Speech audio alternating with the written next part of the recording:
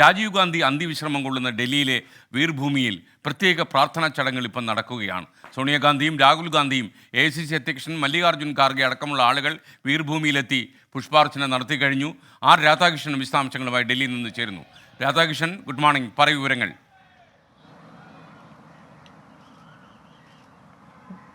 Good morning എസ്കേൻ. ഞാൻ ഈ നിൽക്കുന്ന ഈ പുൽത്തകടിയിൽ രാജീവ് ഗാന്ധിക്ക് ഏറ്റവും വലിയ പ്രാധാന്യമുണ്ടായിരുന്ന ഒരു സ്ഥലമാണ്. കാരണം ഈ പ്രഭാത നടത്തകൾ അദ്ദേഹം നടത്തിയിരുന്നത് ഇവിടെ വെച്ചാണ്. അദ്ദേഹം ആ രാവിലെ കുറേയധികം പ്രവർത്തകരെയെങ്കിലും കാണാതെ മറ്റേതെങ്കിലും തൻ്റെ ദിനചര്യയിലേക്ക് കടക്കുന്ന ഒരു നേതാവായിരുന്നില്ല. തൊട്ട് പിന്നിൽ കാണുന്നതാണ് 10 ജൻപദ് എന്നത്. അദ്ദേഹത്തിൻ്റെ താമസിച്ചിരുന്ന ആ സ്ഥലം ഉൾപ്പെടുന്ന ഇടം.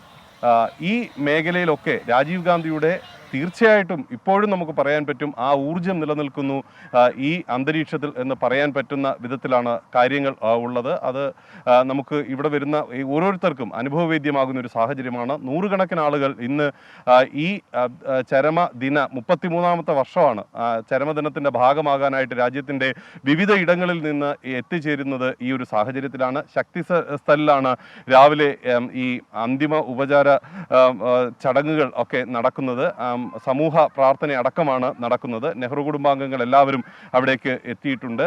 ഒപ്പം കോൺഗ്രസിൻ്റെ അധ്യക്ഷനും എല്ലാ സംസ്ഥാനങ്ങളിൽ നിന്നുള്ള ഇപ്പോൾ ഈ ഡൽഹിയിൽ തെരഞ്ഞെടുപ്പ് വരാൻ പോകുന്നത് കൊണ്ട് തന്നെ കേരളത്തിൽ നിന്നൊക്കെ ഉള്ള നിരവധിയായിട്ടുള്ള ആളുകൾ ഇപ്പോൾ ഡൽഹിയിലുണ്ട്. അവരെല്ലാം ഇന്ന് രാവിലെ ശക്തിസ്ഥലിലും AICC ആസ്ഥാനത്തും ഒക്കെ രാജീവ് ഗാന്ധിക്ക് അന്തിമ ഉപചാരം അർപ്പിക്കാനായിട്ട് എത്തിച്ചേരുന്നുണ്ട്. രാജീവ് ഗാന്ധി കോൺഗ്രസിനെ സംബന്ധിച്ച് നിലവിലുള്ള സാഹചര്യത്തിൽ വലിയ വെല്ലുവിളികൾ നേരിടുന്ന ഈ പാർട്ടിക്ക് ഇപ്പോഴും ഒരു ഊർജ്ജ സ്രോതസ്സായിട്ട് വർത്തിക്കുന്നുണ്ട്.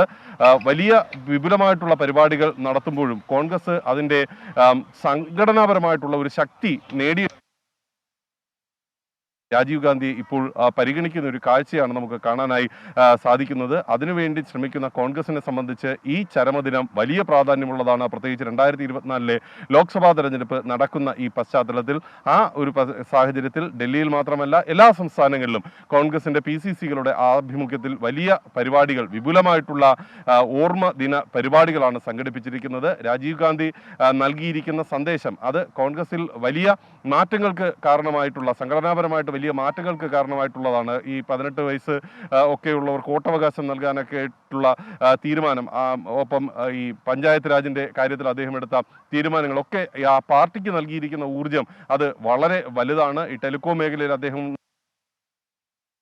പാർട്ടി എന്ന രീതിയിൽ ശക്തമാക്കുന്ന ഭരണപരമായിട്ടുള്ള തീരുമാനമാണെങ്കിലും പാർട്ടിക്ക് വലിയ ശക്തി നൽകിയ തീരുമാനങ്ങളായിരുന്നു. അങ്ങനെയുള്ള ഒരു സാഹചര്യത്തിൽ രാജീവ് ഗാന്ധിയെ കോൺഗ്രസ് അനുസ്മരിച്ചുകൊണ്ട് ഇരിക്കുന്ന 33ാം ചരമദിനത്തിൽ അനുസ്മരിക്കുകയാണ്. അദ്ദേഹത്തിന്റെ ഓർമ്മയ്ക്ക് വേണ്ടിയിട്ട് രാജ്യവ്യാപകമായിട്ട് പരിപാടികളാണ് കോൺഗ്രസ് ഇന്ന് നടത്തുന്നത്. ആർ രാധാകൃഷ്ണനാണ് രാജീവ് ഗാന്ധി അന്ത്യവിശ്രമം കൊള്ളുന്ന ഡൽഹിയിലെ വീർഭൂമിയിൽ നിന്ന് നമുക്കൊപ്പം തത്സമയം ചേർന്നത്. യഥാർത്ഥത്തിൽ 40ാമത്തെ വയസ്സിലായിരുന്നു രാജീവ് ഗാന്ധി ഇന്ത്യയുടെ പ്രധാനമന്ത്രി പദം ഏറ്റെടുത്തത്. ഇന്ദിരാഗാന്ധി കൊല്ലപ്പെട്ടതിന് ശേഷമാണ് ആ സംഭവം ഉണ്ടായത്. ഇന്ത്യയിലെ ഏറ്റവും പ്രായം കുറഞ്ഞ പ്രധാനമന്ത്രിയായിരുന്നു അന്ന് അദ്ദേഹം. ഒരുപക്ഷെ ഇന്ത്യയിൽ ഏറ്റവും വലിയ നമ്മൾ പ്രതീക്ഷ അർപ്പിച്ച പ്രധാനമന്ത്രി കൂടിയായിരുന്നു. അദ്ദേഹത്തിൻ്റെ കൊലപാതകം എന്ന് പറയുന്നത് ശ്രീപെരുമ്പതൂറിലെ ബോംബ് സ്ഫോടനം വഴി ഉണ്ടായത് LTT ഒരുപക്ഷെ നമ്മുടെ ശ്രീലങ്കയിലെ സിംഗള നടത്തിയ ചതിക്കുഴിയിൽ വീണുപോയതാണ് എന്ന് വേണമെങ്കിൽ നമുക്ക് പറയാം. ഇന്ത്യൻ പീസ് കീപ്പിംഗ് ഫോഴ്സിലേക്ക് നുഴഞ്ഞു കയറിയ ഈ ശ്രീലങ്കയിലെ ചില സൈനികരും പോരാളികളും തമിഴ് വംശജർ പാർക്കുന്ന പല സ്ഥലങ്ങളിലും അതിഭീകരമായ പീഡനങ്ങൾ അഴിച്ചുവിട്ടു, ബലാത്കാരങ്ങൾ നടത്തി. അതെല്ലാം ഇന്ത്യൻ മിലിറ്ററിയാണ് ചെയ്തത് എന്ന് വരുത്തി തീർക്കാൻ ഈ ശ്രീലങ്കൻ പോരാളികൾക്ക് കഴിഞ്ഞു എന്നതാണ് പ്രധാനപ്പെട്ട കാര്യം. ശിവരച്ചൻ ഉൾപ്പെടെയുള്ള ഭീകരവാദികൾ ഇതിന് പ്രതികാരം ചെയ്യാനായി ഇറങ്ങിത്തിരിച്ചതിൻ്റെ അവസാനത്തെ കഥയാണ് ശ്രീപെരുമ്പതൂരിൽ നടന്നത്. ഒരു വലിയ ജീവിതമാണ് അവിടെ എരിഞ്ഞടങ്ങിയത്. അദ്ദേഹത്തെ നമ്മൾ ഓർമ്മിച്ചു പോകുന്നു. ലോകത്തെവിടെയായാലും ഏത് സമയത്തും 24 വാർത്തകളും ഓഗ്മെന്റഡ് റിയാലിറ്റി പാക്കേജുകളും എക്സ്പ്ലെയിനറുകളും വിശദമായി കാണാൻ ഞങ്ങളുടെ YouTube ചാനൽ നിങ്ങൾക്ക് സബ്സ്ക്രൈബ് ചെയ്യാം.